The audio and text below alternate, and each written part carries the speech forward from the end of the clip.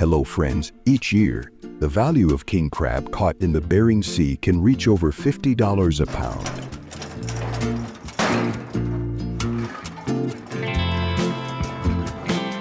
That price is determined not only by its taste, but also by its danger, scarcity, and tight control. So what creates this restriction? Watch until the end of the video to find out.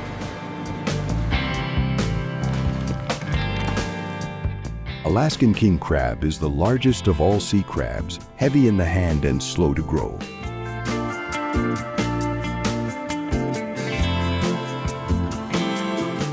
Their white meat is dense, clean, and nutritionally rich, but that alone does not explain the price.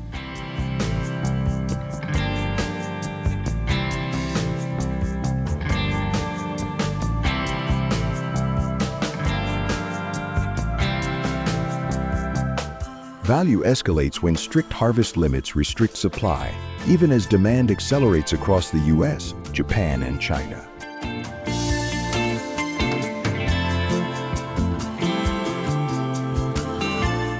At luxury prices, this crab is no longer food alone, it becomes a signal of access, restraint, and value.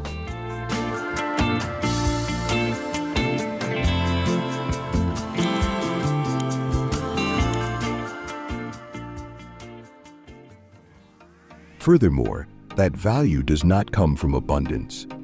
Each year, Alaskan king crab is harvested in a narrow window between October and January, when the Bering Sea turns hostile.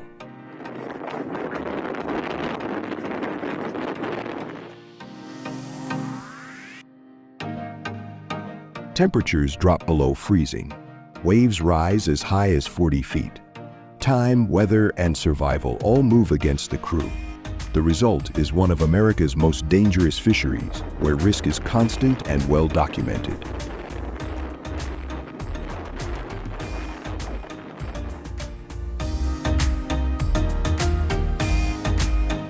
King crab fishing remains one of the most lethal jobs in America, where a single mistake can cost lives. And even then, success is never guaranteed.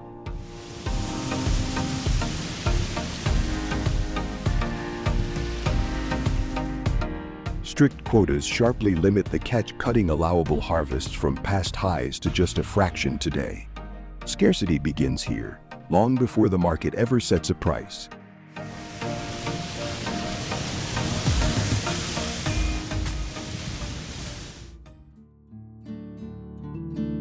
Scarcity begins here, long before the market ever sets a price. In a fishery this restricted, survival alone is not enough. Every catch must be deliberate, measured, and precise.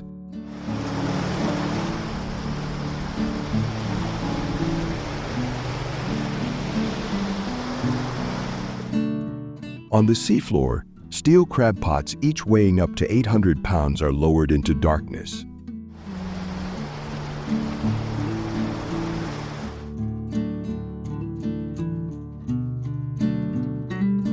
When they surface, crews sort by instinct and regulation, keeping only legal males and returning females and juveniles to the sea.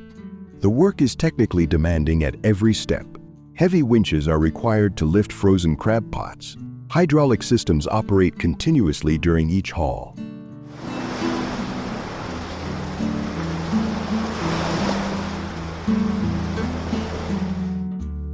Vessel maintenance alone can cost hundreds of thousands of dollars per season. All operations take place in harsh weather and unstable sea conditions, where equipment performance is constantly tested.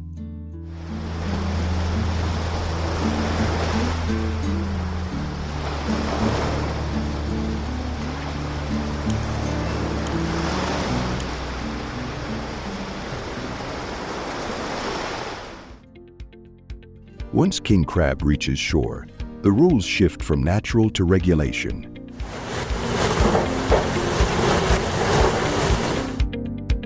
In the US, every step of seafood processing is governed by strict federal standards to protect consumers and ecosystems.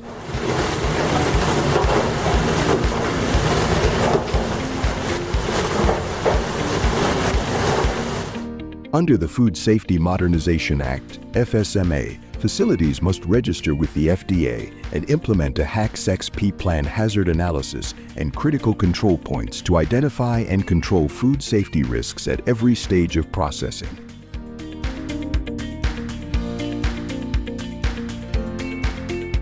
Out at sea, crabs are briefly cooked and chilled. On land, heat, cold, and time are measured with equal precision.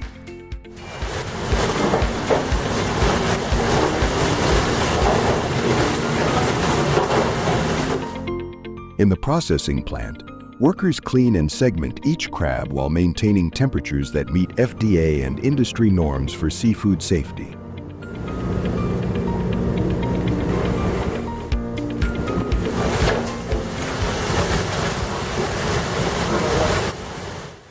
Products are flash frozen using IQF systems to preserve texture and prevent bacterial growth, and then meticulously graded by size and quality for different markets.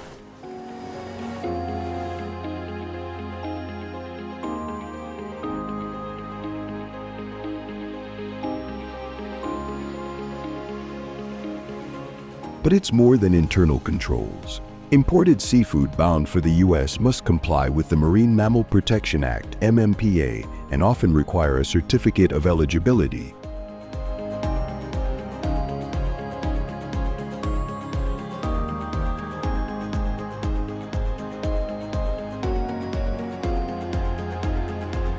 COA, documenting compliance with protective measures.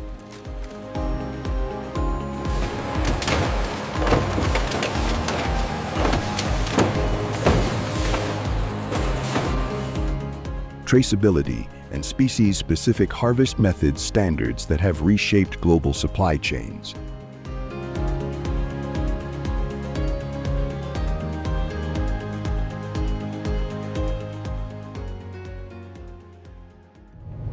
Once frozen, king crab does not become stable. It becomes fragile in a different way.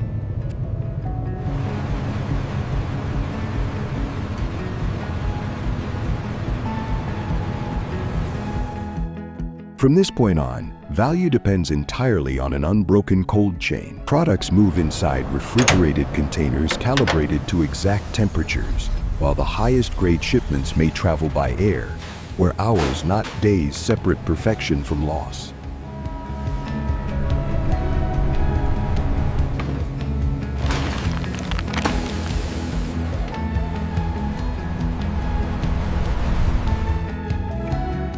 Distribution fractures into tiers. Premium cuts flow toward fine dining kitchens, where scarcity justifies price. Others reach high-end retail shelves or cross oceans to markets like Japan and China, where competition is fierce and margins are unforgiving.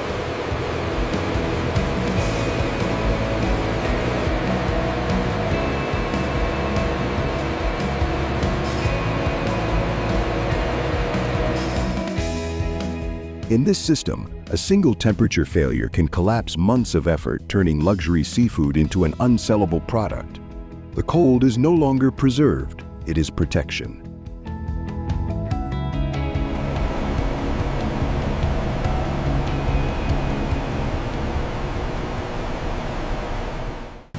At the end of this chain, price is the only thing most consumers ever see. But that number is shaped long before a sale is made. King crab exists in a market defined by tension between limited natural supply and relentless global demand.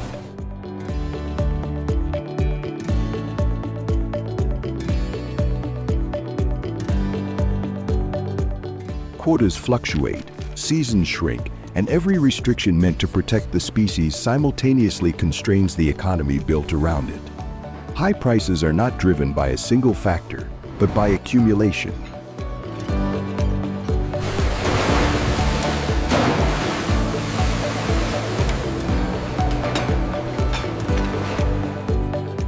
Dangerous harvests, expensive vessels, short seasons, energy-intensive cold logistics, and luxury-focused markets all stack risk upon risk. Climate change sharpens that pressure further.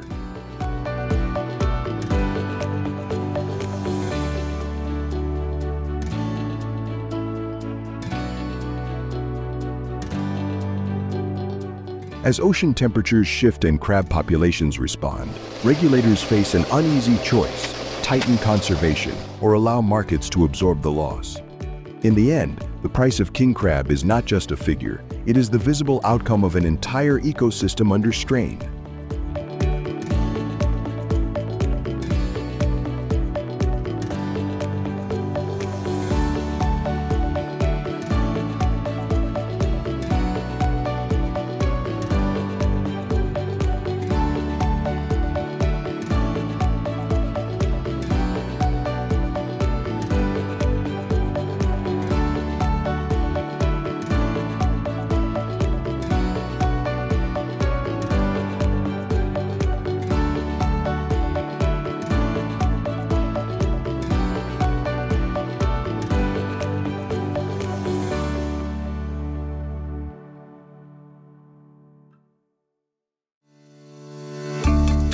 Hello, dear viewers. In Alaska's Bering Sea, winter clamps the ocean in a frozen grip, ice 8.2 feet thick. Temperatures dropping below -40 DGC, a fleeting 2 to 4 week window before the sea locks tight.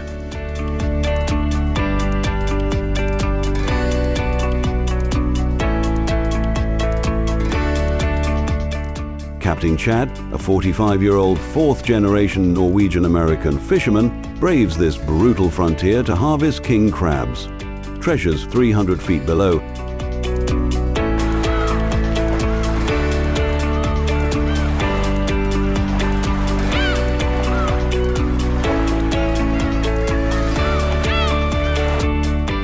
This is no mere job, it's a pulse of survival, a sustainable sea harvest fueling dreams for families and Alaska's indigenous communities. Join us to feel the heart of king crab fishing, where every catch carries love and legacy.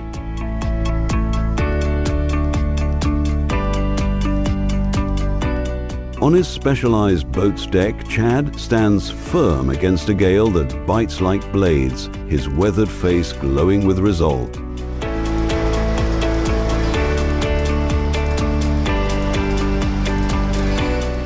This sea's a beast, winds that shred ice that cracks like thunder.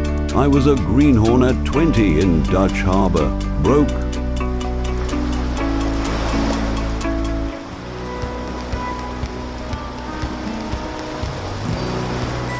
Terrified. Now I lead my crew, my brothers, my wife, my kids.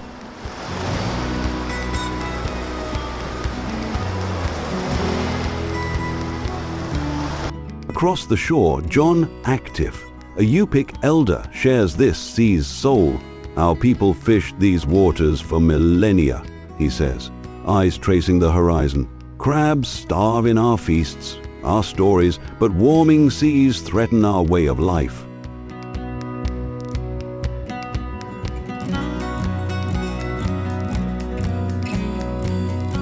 Beneath the ice, king crabs stalk giants with 6-foot legs, 8.8 to 13.2 pounds, thriving in 37 DGF waters.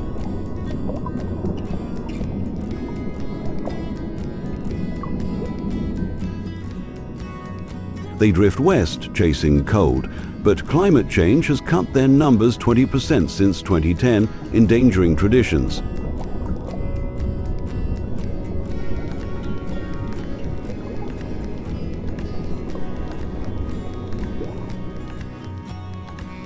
A haul of 10,000 crabs yields $1,200,000, 0 cents, supplying 80% of global markets in Japan and Europe.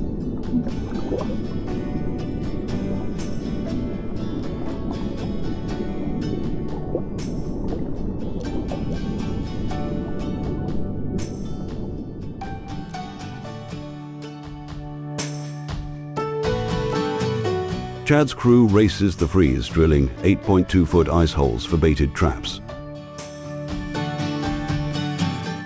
In E5, a snapped rope nearly killed my crewmate, Chad confesses, voice heavy. It haunts me.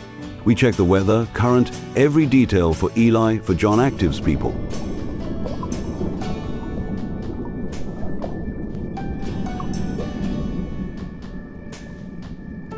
John Active nods. Yupik elders taught us to read ice's whispers.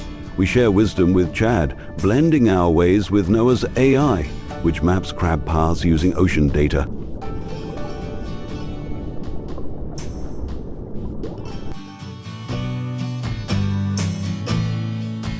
Drills scream, shattering ice as traps drop, fish bait heavy in the frosty air.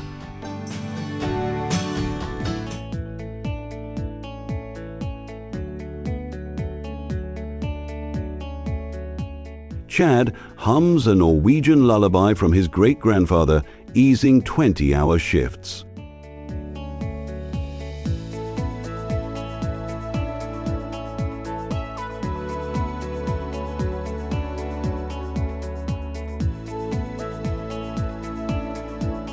Sonar's our guide, he says, eyes on its pulsing glow, spotting crabs across 150 kilometers.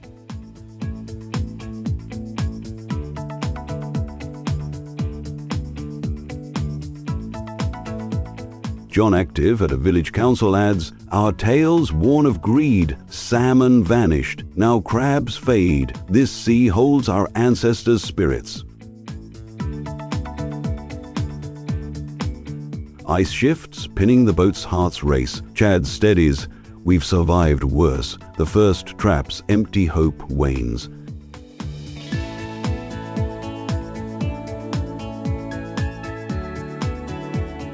Then a miracle pod burst with King's claws flashing.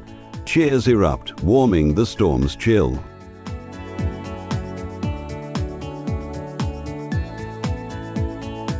Sustainability is their oath. Chad measures crab shells under 7 inches or egg-bearing females return to the deep.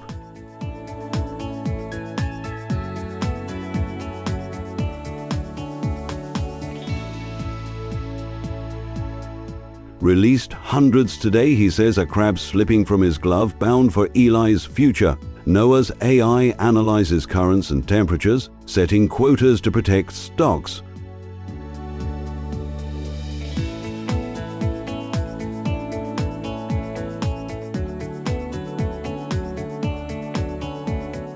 Overfishing risks collapse, but Chad's crew releases larvae to ensure rebirth.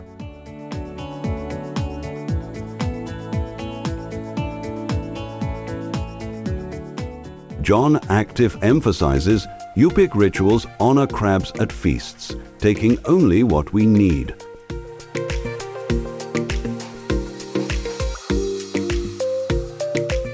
Once barred from our harvests, we now partner with crews to heal the sea, preserving our sacred traditions.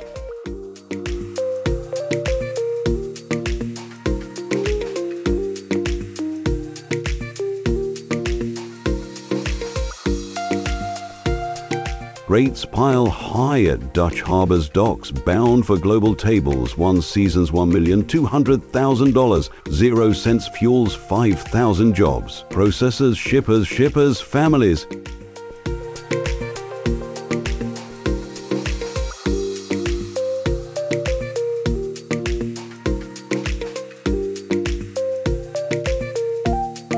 King crabs grilled with garlic butter shine as Alaska's sweet delicacy. Warming seas shrink seasons, tighten quotas, but Chad adapts with Noah's science.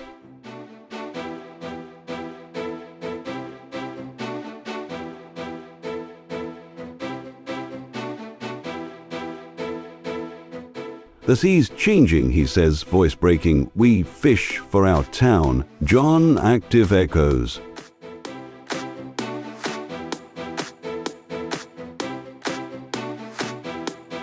Our feasts tales, elders' tales fade, yet this partnership sparks hope.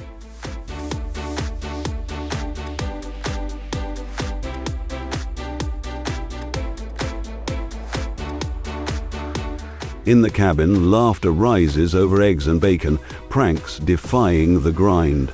Chad faces us. Faced a storm mid-sea? What's your move? Share below.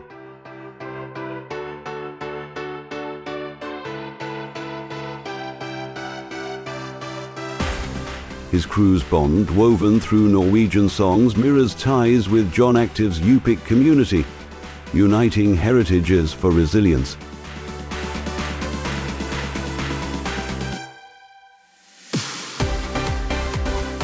It's not just money, he whispers, eyes wet. It's for our ancestors' spirits swimming still.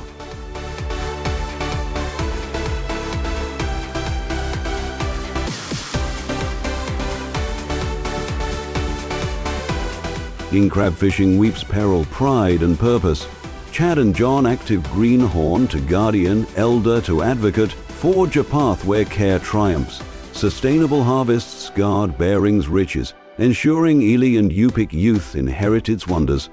Moved by their fight, like, subscribe, share your thoughts below. Together we keep the seas alive.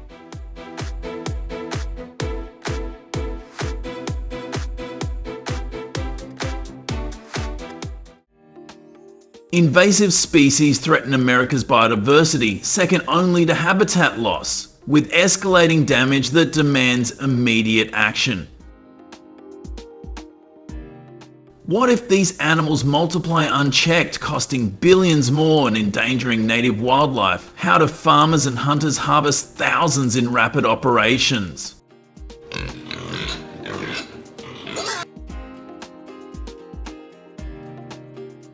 This film exposes the urgent methods to harvest wild boars, coyotes, snow geese,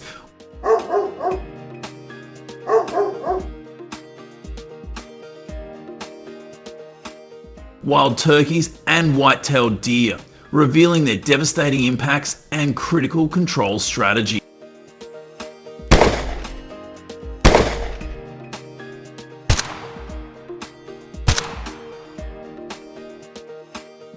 Wild boars are the most urgent invasive species in the United States, with over 8 million across 39 states, causing $2.5 billion 0 cents in annual agricultural losses.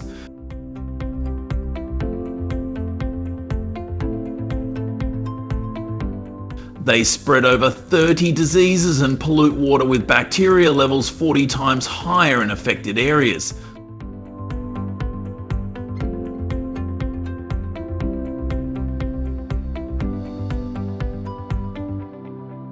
The federal government spends $30 million 0 cents yearly to combat this crisis.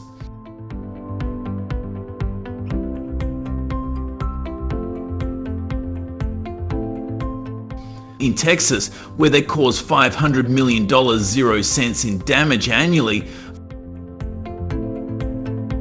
farmers like John Smith, who lost half his corn crop last year, harvest boars to protect their livelihoods.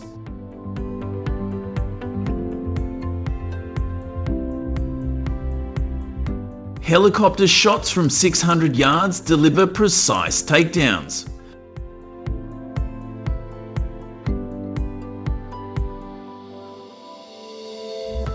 While 5-foot-high metal traps use corn or jelly to capture herds.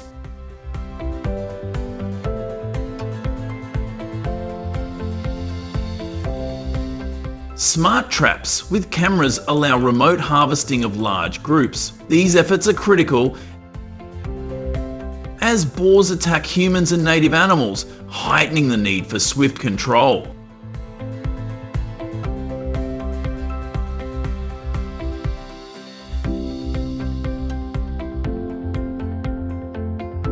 Coyotes, with a population of 4.7 million, cause over $100 million 0 cents in livestock losses yearly in states like California, threatening food security. Legalized harvesting in many states prevents economic collapse.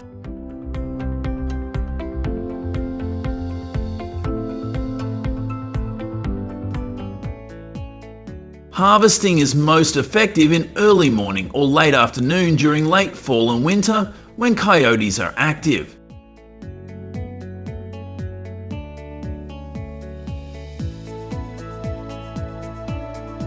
Hunters use electronic callers to mimic injured prey, luring them into range from elevated position.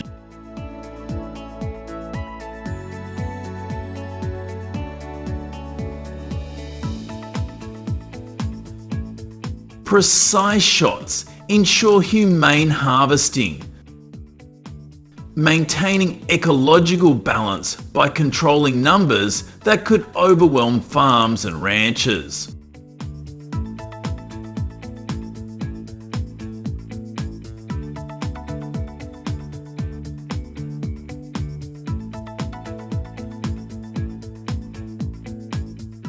Snow geese, numbering 16 million globally, overgraze Arctic nesting grounds, destroying up to 30% of tundra in key areas.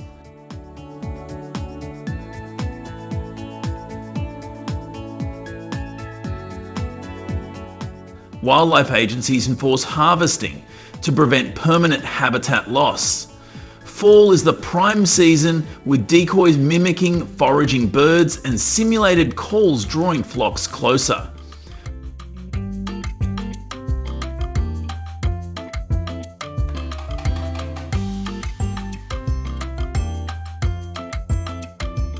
Hunters hide in camouflage from downwind to harvest moving targets humanely.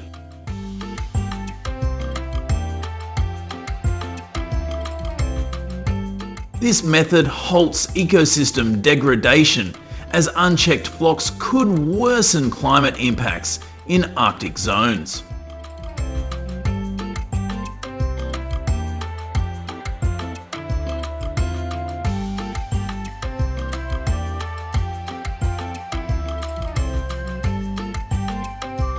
Wild turkeys have invaded suburbs, blocking traffic and damaging property with droppings, creating urgent conflict.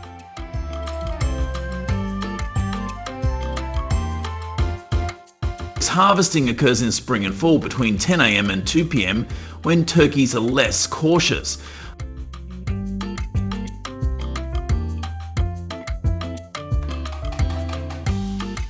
Hunters track calls and strut marks, using box calls or slates to attract them.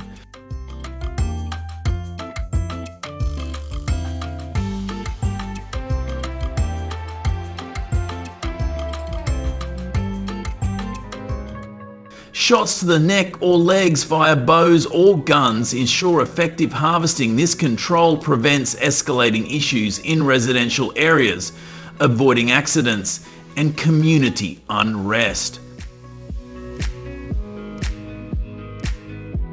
White-tailed deer in Alaska require year-round harvesting to manage populations and research diseases like chronic wasting disease, which spreads rapidly among deer and elk.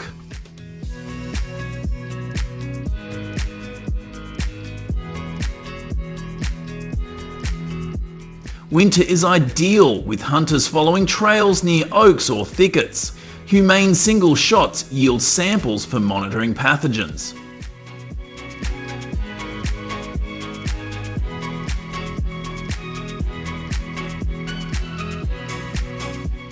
Local Alaskan hunters contribute data to track health risks, and harvesting prevents overpopulation, protecting native species from competition and disease spread.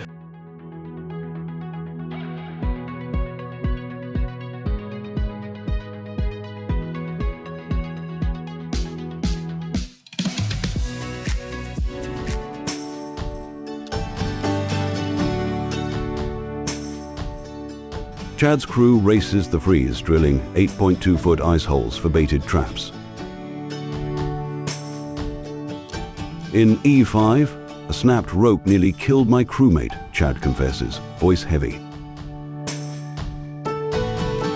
It haunts me. We check the weather, current, every detail for Eli, for John Active's people.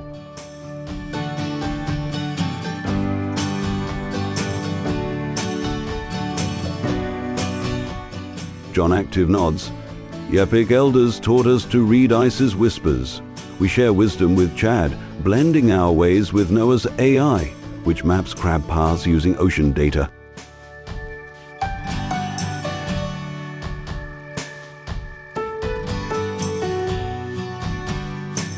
Drills scream, shattering ice as traps drop, fish bait heavy in the frosty air.